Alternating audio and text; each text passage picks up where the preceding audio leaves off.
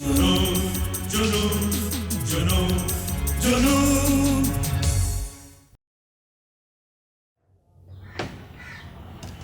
रेखा,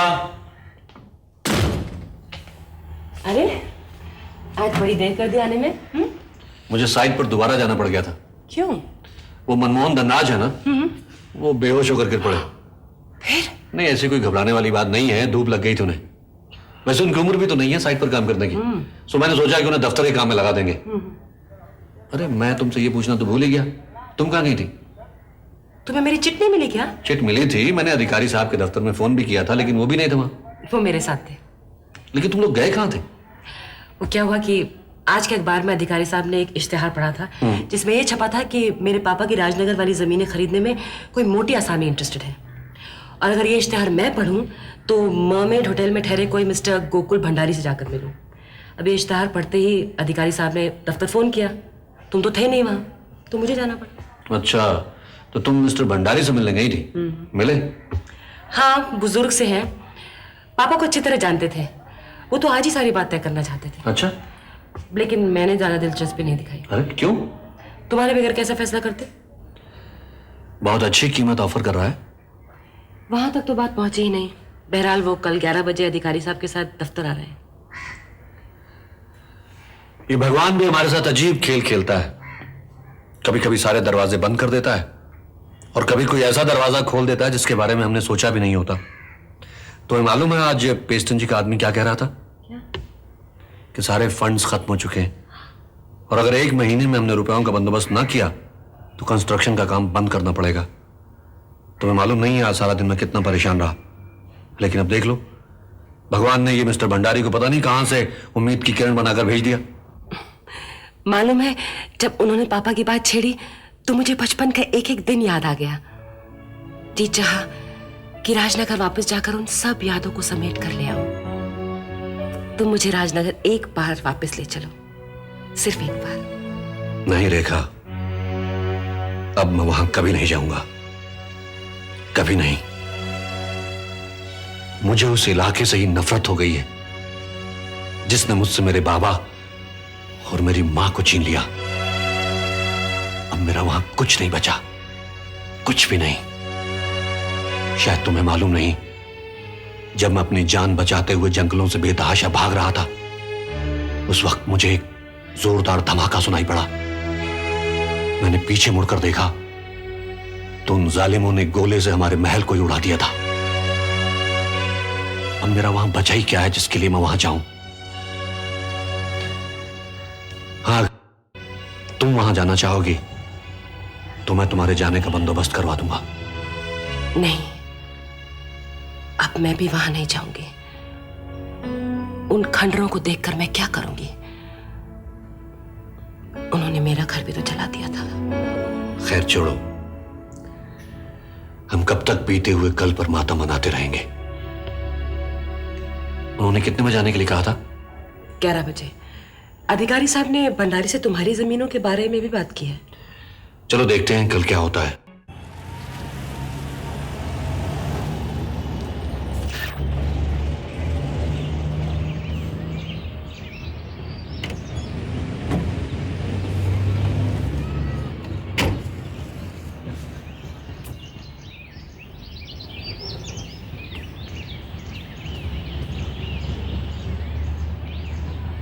कितना सोएगी ये तुम्हारी बेटी?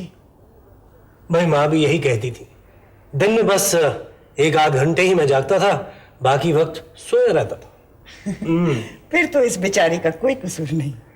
लो, इसे मैं क्रिब में रख देता हूं। आहा, भाई इसकी शक्ल बिल्कुल तुम पर गई है। अब तो बंदरिया लगती है, आंखें भी नहीं खुली इसकी। मालूम नहीं तुम लोग फैसला कैसे कर लेते हो।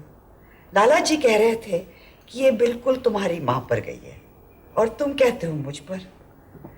अरे 2-3 महीने गुजरने दो, फिर पता चलेगा कि इसकी शक्ल किस पर गई है। मैं अंदर आ सकती हूँ? ओहो, तुम हो ना? नहीं, कम इन कम इन। तुम हमसे कितना ही क्यों न छुपाओ, हमें तो तुम्हारी हर हरकत का पता लग ही जाता है। कंग्रेचुलेशन। Thank you.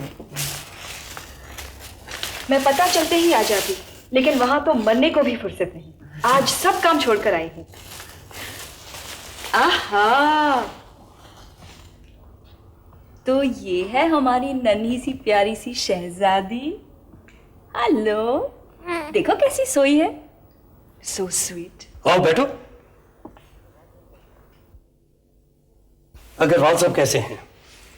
वो ठीक नहीं है, अब तो कमरे से भी बाहर नहीं निकलते। बहुत चिड़चिड़े हो गए हैं, बात बात पर गुस्सा करते रहते हैं। खैर, वो तो चलता ही रहता है। तुम लोग आते ही नहीं, शायद तुम्हारे आने से दिल बहल जाता। बस वक्त ही नहीं मिलता। होटल की जो नई विंग बन रही थी ना, वो अब तैयार है। इनॉग्रेशन पर जरूर आना। आएंगे, जरूर आएंगे। आप तो बस 1-2 बार ही आई हैं ना? क्यों, आपको हमारा होटल अच्छा नहीं लगता? नहीं नहीं, ऐसी कोई बात नहीं है, आपका होटल तो बहुत अच्छा है। दरअसल हमारी शादी हो गई और उसके बाद घर संभालने में वक्त क्या। आऊंगी, जरूर आऊंगी। और सुनाओ, तुम्हारी नई फैक्ट्री के बारे में पढ़कर बड़ा दुख हुआ। कितनी बढ़िया जगह थी। उस बटलर को तुमसे ज्यादा बिड देने की हिम्मत कैसे हुई? 2 कौड़ी का आदमी और तुमसे टक्कर ले। हाँ। तुम उसे जानती हो? हाँ, जानती हूँ। कल तक होटल गोल्डक्रेस्ट में बर्तन मांजा करता था, आज बिल्डर बना फिरता है। हमारे यहाँ भी आया था नौकरी के लिए, रख लेते, लेकिन उसका दिमाग तो आसमान पर था। कहने लगा मुझे एकदम से मैनेजर बना दो। अब तुम ही बताओ, एक बेरर को एकदम से मैनेजर बनाया जा सकता है? डैडी ने कहा पागल हो गया है। मिनी जी, आप तो हर बात की खबर रखती हैं। अरे, एक इतना बड़ा होटल चला रही हूँ, पब्लिक के साथ रोज डील करना पड़ता है। अगर खबर न रखूं तो काम कैसे चलेगा? आप नई विंग में क्या सिर्फ कमरे ही कमरे बनवा रही हैं? तुम आओ तो सही।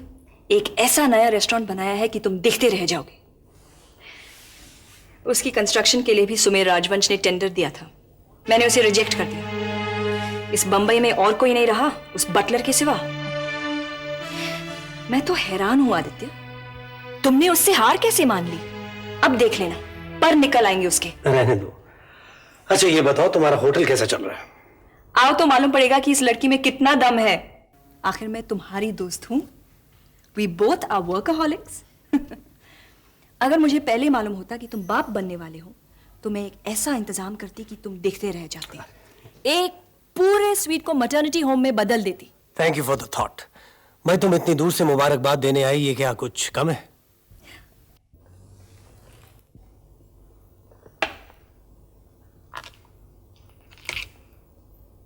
बच्ची सो रही है, नहीं तो मैं खुद पहना देती। मिनी जी, आप इतना तकल्लुफ क्यों कर रही हैं? रहने दीजिए ना। अरे, मैं कोई गैर थोड़ी हूं। नहीं मिनी, हमने किसी से कोई गिफ्ट नहीं लिया। दूसरों को पता चलेगा तो बुरा मानेंगे। ठीक है, जी तो नहीं मानता, लेकिन क्या करूं। अच्छा, मैं चलती हूं। अपना ख्याल रखना, मैं फिर आऊंगी। Bye bye.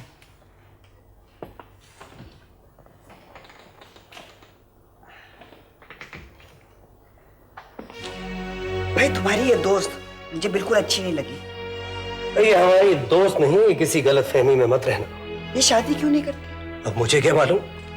वैसे शक्ल और सूरत से अच्छी खासी है, क्वाइट अट्रैक्टिव। मिजाज उससे भी ज्यादा अच्छा। ये उस सुमेर राजवंश से इतना क्यों जलती है? हाँ, जरूर कोई चक्कर वक्कर है, घूम फिर के वहीं आ जाती है। जाने भी दो, हमें किसी से क्या लेना।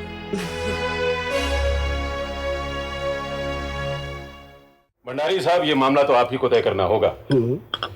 रेखा जी राजनगर नहीं जाना चाहती, इसलिए हम आप पर विश्वास करके इस एग्रीमेंट पर दस्तखत करते हैं। वैसे इन्होंने मुख्तारनामा मेरे नाम कर दिया है, इसलिए बाकी की सारी कार्रवाई मैं वही राजनगर जाकर करूंगा। हाँ, अगर जांच पड़ताल के बाद जमीन कुछ कम ज्यादा निकली तो उसी हिसाब से पेमेंट एडजस्ट होगी। बिल्कुल बिल्कुल। अच्छा राजा साहब, आपने अपनी जमीन के बारे में क्या सोचा है? आपकी जमीन तो ठाकुर साहब की जमीन से ज्यादा होगी।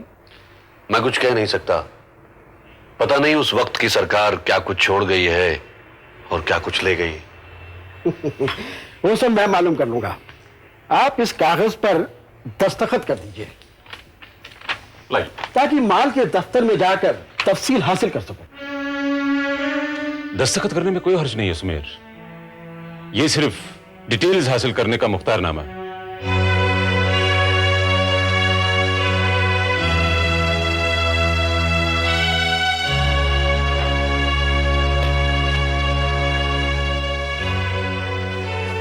दोनों जमीनें अगर एक साथ और जल्दी बिक जाएंगी तब तो हमें बेचने में दिलचस्पी है, वरना नहीं। ज्यादा से ज्यादा 2-4 हफ्ते लगेंगे। वहां सभी लोग मेरे वाकिफ हैं, आप चिंता मत कीजिए। हम तो यही चाहेंगे कि आपको ज्यादा से ज्यादा कीमत मिले। मैंने ठाकुर साहब और राय बहादुर दोनों का नमक खाया है। अब सारी कार्रवाई कराएं और उसके बाद मेरे साथ टेलीफोन पर बात कीजिए, मैं फौरन आ जाऊंगा। अच्छा जी, तो मुझे इजाजत दीजिए, होटल में जाके पैकिंग भी करनी है। अच्छा रेखा जी, राजा साहब नमस्कार। नमस्कार। नमस्ते।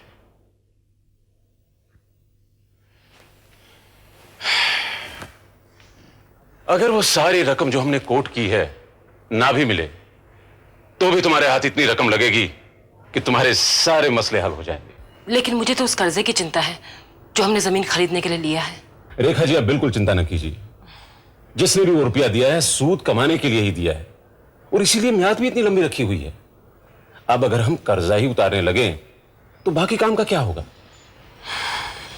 मालूम नहीं, हम अपने पूर्वजों की जमीन बेचकर ठीक कर रहे हैं या नहीं। अगर नहीं बेचोगे तो उस जमीन पर कोई दूसरा कब्जा कर बैठेगा और आप लोगों की सारी जिंदगी अदालतों के चक्कर काटने में गुजरेगी। और फिर जब हमने उधर का रुख ही नहीं करना है तो उन जमीनों को रखकर क्या करेंगे? मुझे तो मालूम भी नहीं था कि हमारी वहां जमीनें भी हैं। अच्छा, मैं मनमोहन को भेजकर पेस्टन जी को यहीं बुलवा लेता हूं, उन्हें भी इस डेवलपमेंट के बारे में बताना होगा।